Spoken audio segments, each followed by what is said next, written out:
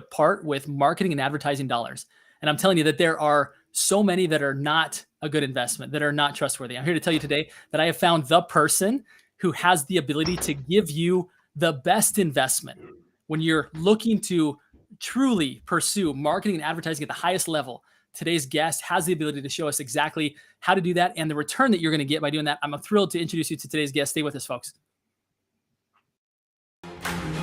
So the big question is this: how do those of us in the real estate industry with crazy amounts of ambition, how do we think bigger than the building of our own empires? How do we simultaneously seek success and significance, income and impact? My name is Justin Stoddard, and this is the Think Bigger Real Estate Show. All right, welcome back, guys, to the show. Those of you that follow this show know that I'm the warm market guy, that I'm all about helping you to, number one, maximize what you can get from your personal sphere. And number two, to really tap in deep to strategic partnerships, finding people who can refer you all the time. But I'm here to tell you that there will come a point where those two strategies will give you lots of discretionary income. And you can pull that money out of your business, but why would you want to do that? Why wouldn't you want to continue to double down and invest deeply into your business? And when you do that, you're going to want to be sure that you do it with someone who can get you a great ROI. And I have with us here today somebody that can absolutely help us to do that today. His name is Cody May. Cody, thank you for coming on the show today. Thanks for having me today, man. I really do appreciate it. Excited to GM today with you around marketing. Super excited. Cody's somebody who I have deep admiration for, both professionally as well as personally. He's a fantastic human being. He was introduced to me by one of my favorite mentors, someone who I deeply admire, who has full endorsement of this individual, by the way. And just thrilled to be working closely with Cody. And again, for those of you that know me, know that I'm the warm market guy, right? I believe strongly that warm referrals are better than cold leads. The cool thing about what we're going to learn from Cody today is how the typical way that you can go and invest into cold leads and not get much of a return because you're chasing, he's taken the pain out of that. He's identified how most real estate agents don't convert those at high levels. And he's actually taken that off your plate. So thrilled to be with you here today, Cody. Let's jump into kind of what you do. But before we do that, I think it's only requisite that we give people a better bio kind of on who you are. Now, you're obviously the CEO, right, of the global marketing agency, Sheridan Street, which is such a cool name, by the way. I absolutely love that. You're the co-founder of the Real Estate Growth Academy, which is a coaching organization really designed to help real estate agents and teams make more money, right? That's why we're here. I also know that you're a deep expert when it comes to advertising, when it comes to marketing, both in not only doing that, but actually then converting that into real business, right? Not just getting leads, but actually getting business. The name of your book is fascinating to me. You're the co-author of an Amazon best-selling book called What If You Could? The Mindset and Business Blueprint for Your Life of Purpose. You're the co-host of Studio PTBO Marketing Podcast and the Real Estate Agent Podcast.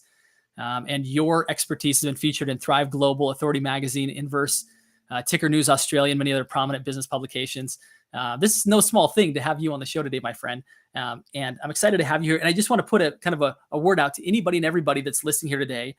If you stay for the entire broadcast today, we're going to be giving you Cody's free real estate course. It's gold. I actually went and got access to it just this past week. Was really impressed by what you guys have put together. So that's going to be a gift from Cody to everybody for tuning in today. So long intro, but well deserved. Talk to me, Cody. When it comes to marketing and advertising, let's just start this off by asking the question: where do most people get it wrong? Where do most people get it wrong? I think it's just lack of expectation around what marketing actually is. I think that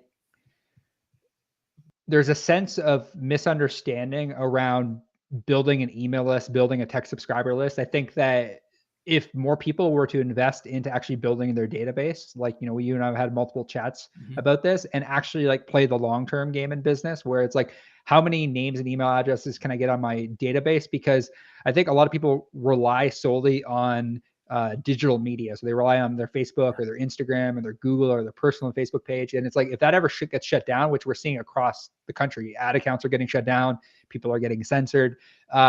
This can happen to anyone.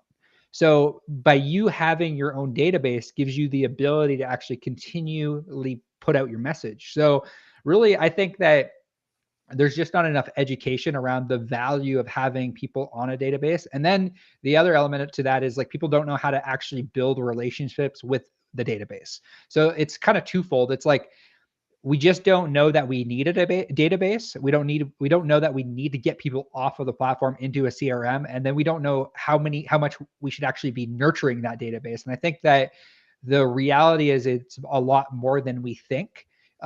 And if we were to actually spend more of our time and resources on actually educating the database, showing up as the knowledge broker in our local market, we would have a lot more successful businesses all around and a lot more sustainable business. Because our friend, and a friend mentor, Sheridan, consistently says the best way to overcome an objection is to simply have a larger database, have a larger pipeline. So that's, I think that there's just a lack of education around pipeline.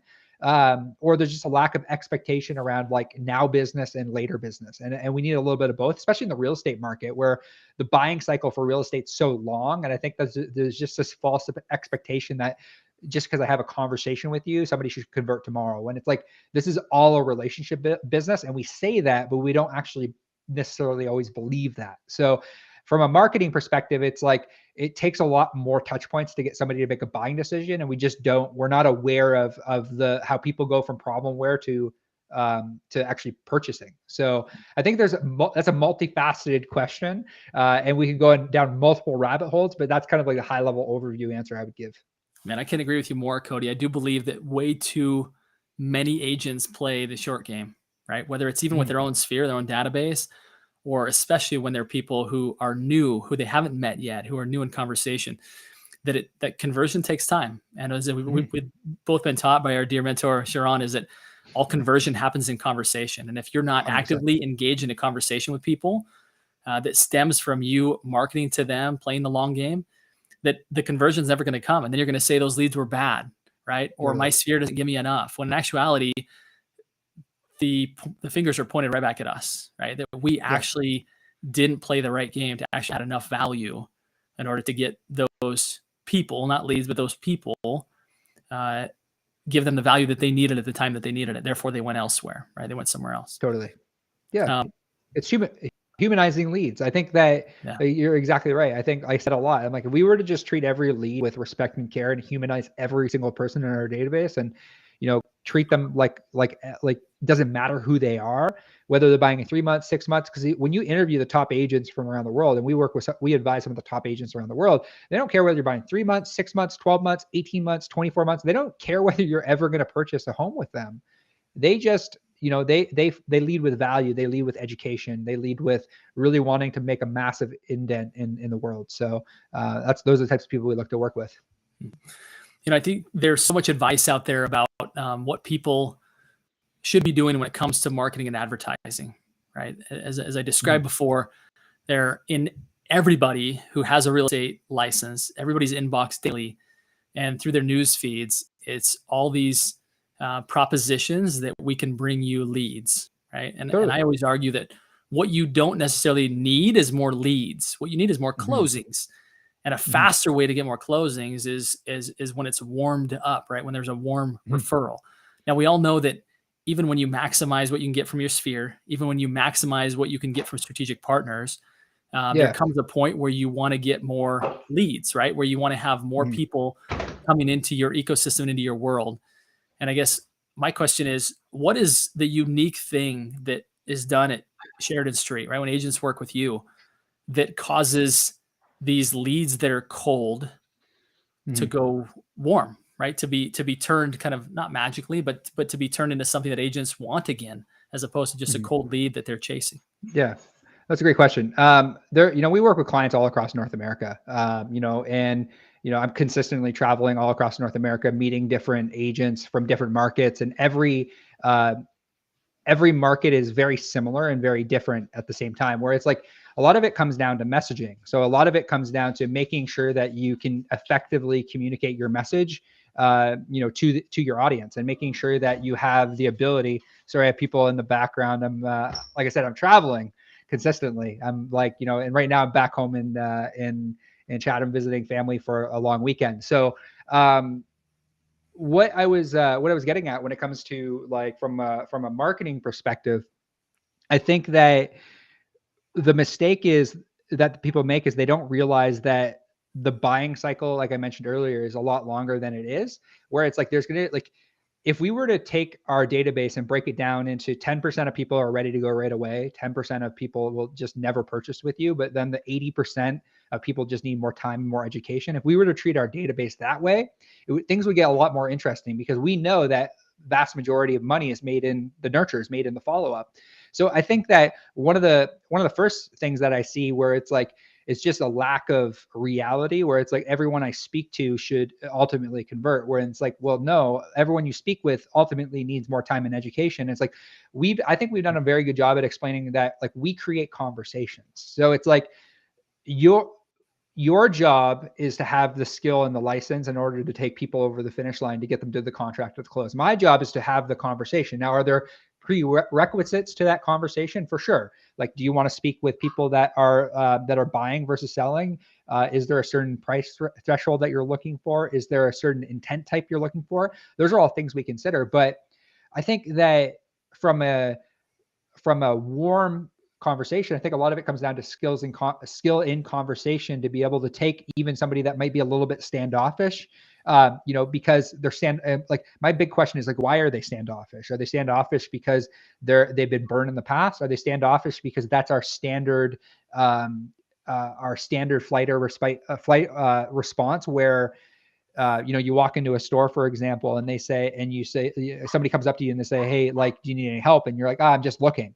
That's a standard canned response. So I think a lot of it comes down to the conversations that we have. We have to get better at actually adjusting the way that we speak with people. But as far as having warmer conversations, that all comes down to nurture. It all comes down to, how many times are you emailing your database? What are you telling about them? What do they know about you? Do they know who you are, what you do, why you do it? How big is your brand? Like our friend Sheridan says, your brand is your invisible hand. That is a very massive part of what we do as real estate agents, as what we do as marketers, is making sure we get the right message in front of the right audience. But even the right message in front of the right audience requires nurture. Like, not everyone is going to be ready to go right away. And we have to have the system set up on the back end in order to continue the conversation and in order to continue telling a story on the front end and the back end. So that's kind of like, I guess, like, from a high level overview, why people just have a false expectation around what online lead gen works. Like, we tell all the people that will come into our world, we say, out of 10 conversations, our top performing agents are converting 2 to 4 into an in-person meeting. Out of the 2 to 4 into an in-person meeting, generally they'll have 1 to 2 people that decide to work with them. Maybe they'll get all 4 that will work with them, but it's just not realistic to say, hey, I have 10 conversations and I met with all 10 people in person. I just think a lot of it comes down to people try to, sell they try to sell too much, when in all actuality, this is the reality with anybody you work with. And from a warm transfer standpoint, it requires how many people you have in your database, how many conversations you're having on a weekly basis, how much are you nurturing them, how are you nurturing them, what are you nurturing them with, I think are all important elements towards actually building a sustainable real estate business over time. Because if you look at the top teams in the world, that's really what they're doing. They're tracking every single element of what their, the conversations had, the in-person meetings, what happened in those in-person meetings. I think that a lot of it comes down to marketing, making sure we're speaking the right message. But the other portion of it really comes down to sales. Your ability to sell, persuade, and to negotiate on behalf of the customer, but also for the client as well. It's a different perspective when you show up. And this is something that I very strongly teach in my networks, both with my private clients and outside of that, is that when you show up to get, you oftentimes get very little. But when you really show up to any conversation, any relationship, saying, what's the need and what can I give? How can I fulfill this need? I think people feel that, they recognize that, and they have a desire to want to follow you, right? They trust you, because they don't feel like you're just trying to get them to do something that's good for you. You're really genuinely having a conversation to find out where you at, what are your goals, what's your plan to get there, what needs do you have? And that's a 3-part framework that we teach, our agents when they're meeting with strategic partners, is just what's the goal, what's the plan, and what needs do you have? And I hear that coming out with you when it comes to meeting with individual homeowners. And this is one of the things that I love what you guys do, because although agents could do that, oftentimes they just fall short of time, right? The time to have that with enough people they run out of it, or they aren't good enough at it to where they enjoy that, right? Especially when Yep. when there's not a relationship in place, people sometimes aren't the kindest, right? They've been interrupted. And so really what you guys have done is really kind of outsource some of that, right? To where those conversations that are needed are happening in your absence and then turned over to you at the time that they're ready to go see something in person. Is that right? Is that how I understand how you guys are solving this equation of needing to have that ongoing nurturing happen, but without it having to take away from the hours in the day that an agent has? You're 100% right. Like, we like something we pride ourselves on is like really plug and play into the agent's business to give them the freedom and the flexibility. Do they still have to work? Of course they still have to work. Like, there's no lay down sale that happens. Like, it's like, hey, I want to buy $1 million home. That's not a lay down sale. Whether or not like somebody's ready to buy, there's work that you have to do on the front end. Like, what we do is we run the ads, on Facebook, Instagram, Google, TikTok. Every platform is totally different. Every platform requires something different. So we run ads on every platform. We dial the leads, and we can either hire you a dedicated agent. So onboard, hire, train, retain, where that's a big pain point for a lot of real estate teams, where they're like, I don't know how to onboard. I don't know how to hire. I don't know how to retain. I don't know how to train talent. I don't know how to, I don't know how to actually I don't have the right scripts. We've worked with tons of teams that like are just using the wrong scripts. They're saying the wrong things, and which is like why they're not getting in-person meetings set. So it's a mixture of live transfers. So like, if this is the first time we've had an interaction with the actual lead, then we'll send them as a live transfer for kind of do like more so that the agent has a better chance at actually converting the in-person meeting than like an ISA would. So the first time connecting goes to the agent, live transfer, the agent will convert the in-person meeting.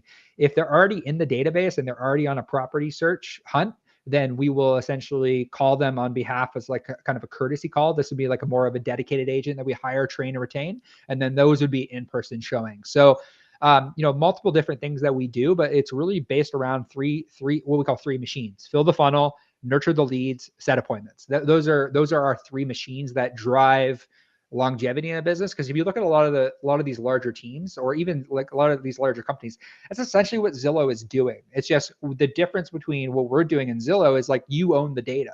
So you own the database. So you're not held contingent to Zillow. So if Zillow decides to 3x their pricing, then you lost your business essentially, or you lost a very large portion of your business. Where when you build the database, you run ads, you own the list, you own the database. So that's essentially what we do. Like, it's like try to either A, create live transfers and booked appointments in the calendar, or B, try to set in-person showing. So another thing that we're really passionate about right now is like a large portion of our company is bilingual. So really have a big focus to serve the Hispanic market at a high level. It's a very so if Spanish speaking realtors serving the Spanish population is massive in Miami and across the country. My entire call center is bilingual. So we run ads in English, we call in Spanish, we can call in English, we can call it we just really want to serve the real estate community at a really high level. And the Spanish speaking market is a very massively undertapped market, especially in the United States. Man, so many gold nuggets there, Cody. That three-part value proposition you guys have, right? Find the lead, nurture it, and set an appointment. Again, most agents, I think, don't scale because in order to deliver those three things, there's so many components of what you describe. I've got to, first of all, be confident enough that I can get enough leads to support somebody. And then once I feel like I do, then I've got to go hire somebody or recruit somebody and retain that person, right? Yeah. And then I've got to be sure that once I do that, that they're using the right scripts that will convert enough business to support them and the rest of the business, right? And then it's set the appointments where somebody can go actually convert that business. Like, there's so many variables in there that could go wrong that I think most agents are like, I'm fine just working as a solo agent, right? Because all of that is super intimidating, and it's fine, right? But for those that want more, for those that say, I want to actually spread the love and add in additional teammates and build something special, I just want to do that, but I don't want to take on all this added responsibility myself. I want to actually have quality of life myself, to where I'm not going from real estate agent to HR manager. You guys really come to the table with a really interesting proposition, is that without taking the data, right, you are taking on those, all the responsibility that builds up to giving those 3 deliverables: finding the lead, nurturing the lead, and turning it into an actual appointment, right? Which is every agent's dream, is if someone could I could just wake up in the morning and have like appointments on my calendar of people that wanted to either go see homes or come list their home. Like I'd be really good at this business. And I'm telling you, like what you've developed here without giving up the data, which we all know is the most valuable part of any business. 100%. It's awesome. And I love the solution. I appreciate that. Yeah. It's one of those things that, if we can dial in the right messaging, like it was something we say to our clients all the time where, like you serve the, like, for example, our clients that serve the Hispanic market, like that's a niche in itself where it's like, if you can target people that are looking for properties that, speak Spanish, and from the ad to the thank you page, to the text message, to the email reminders, to the call that they get from the ISAs, all in Spanish, and then they get transferred to a Spanish speaking agent, that's a huge value prop, like for them. But like beyond that, like it's also what I encourage every real estate agent that we work with is I always encourage them to look at what their niche could potentially be. Like what, this is something from a marketing perspective where it's like, it doesn't mean that we're not going to serve everyone. We're going to serve everybody that wants to buy and sell real estate. But it's like in our marketing, can we think of something that makes us stand apart? So like, I encourage, when we first started in the space, I encouraged a real estate agent that was in my local market to, niche down to people that want to buy waterfront. And that was a really big catalyst for his business. And he actually said to me, it's like, that was like the thing that really helped us take off, was this understanding this idea of niching and marketing. It was a really, really massive focus that he was able to, create an entire business around selling waterfront property. And then when we went even deeper with like business owners looking for waterfront property. So if you can really sit down and think about what is my unique selling proposition, and then the other element is not only what is my unique selling proposition, but what is my unique selling proposition to a specific niche market. It doesn't mean that you're not going to serve people who want to buy and sell real estate, that are, buying $400,000 properties. That doesn't mean that. It just means the messaging that you have towards that specific niche market is more in congruency with their pain points and what they're looking for at the time. So that's something that, again, we really focus on when we work with clients on the front end. First thing we ask them is like, do you have a niche market you're working in? Do you have a target market? And then we try to develop an offer around that, because we find that we still pick up anyone that wants to buy and sell real estate, but then we just over time through repetition become the A player in that specific market, and we become a no-brainer agent for somebody that wants to buy and sell waterfront property. It makes total sense. If you can give people what they're looking for, right, then you win. Cody, I want to point everyone's attention that's listening to this, whether you're listening on the podcast or whether you're listening live or to the recording afterwards. I've put on the bottom of the screen here, for those that can see it, a link to the agent course. And there's tons of value in here, guys. So much value. I'd really encourage you to go and take a look at that. The website for those that are just listening to the podcast, it's re.studioptbo.com/client kit. Again, that's re.studioptbo.com/client kit. Would really encourage you to go there, take a look at that, and gain access to this wealth of information that Cody has delivered to those that are simply tuning into this show. I appreciate that very much, Cody. Any final words, Cody, that you would say around the topic of marketing and advertising, right? We've really discussed how it's really having conversations with people to identify what their needs are and then fulfilling that just in the way that you guys are delivering kind of your service. It's all about, what do people really want? How do they need to be communicated with? How do they want to be communicated with? And delivering it like what people want, how they want it, right? At the end of the day, that's what we're doing when we're marketing. It's not about getting something from other people. It's about giving real value. Is there anything else that you would add around this topic? I would just look at current market trends. Become a knowledge broker right now. If you're a real estate agent, like no matter what state you're in or what area you're in the world, like, be a knowledge broker. Like, find out ways in order to make like magic happen for your clients. There are certain things that we were at a conference 3 weeks ago with Sheridan, and I just had no idea that you could pull, they were coming up with creative financing ways, like pulling money out of your 401k in order for a down payment on a home. Like, that's just something that a lot of real estate agents don't talk about. So, find different ways and different entry points to continually give value back to your clients and people that are in your database. The biggest thing I would say from a marketing perspective, like if you knew nothing else other than, if you have 500 people in your database, you should aim by the end of the year to have 1,000. And then in that 1,000, if you just dedicate yourself to making sure that list is emailed 3 times a week, you'll see massive results. Like email, like the biggest thing I would say to any real estate agent, because real estate agents for some reason, even to this day, are like very weary about sending emails to their list. You should be emailing your list at least 3 times a week. 99 emails a day on average, usually what a person gets. So it's like you're irrelevant if you're only doing your market update email once a month. Like they're just not seeing it.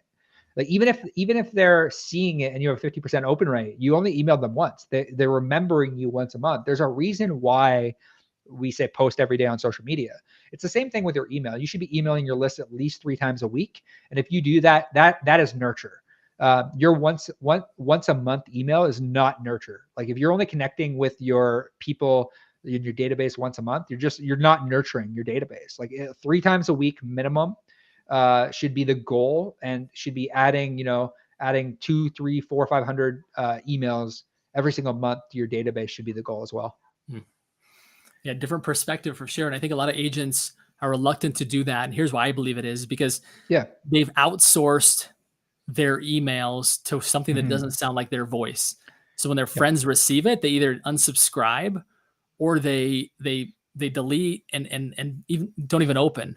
Whereas when it can sound like it's coming from you, like when I get Cody's emails, I feel like they're coming from you. It's your voice, right? And so there's this human connection together with great value.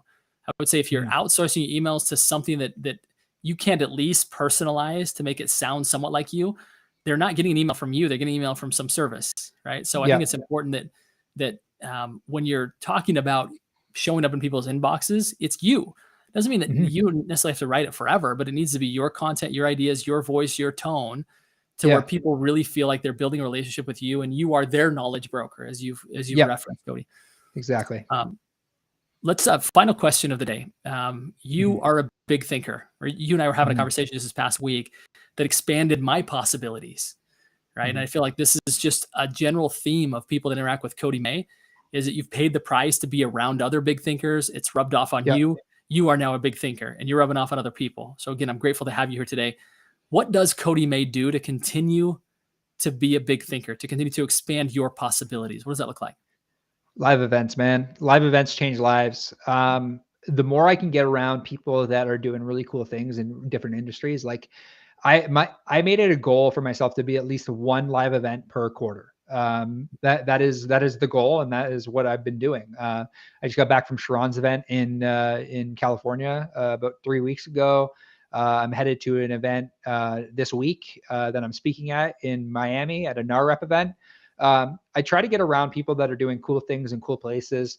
I've been a part of masterminds with people like big thinkers. I'm not afraid to reinvest back into my personal growth because I know that it allows me to think bigger. Like you said, I find that when I go to events, specifically live events, it unlocks a totally different part of my brain that allows me, even if I'm not necessarily engaging with the content of the person speaking, it unlocks new ideas because I'm around people that are thinking big, and I'm around people that are inspired, excited, and grateful about life.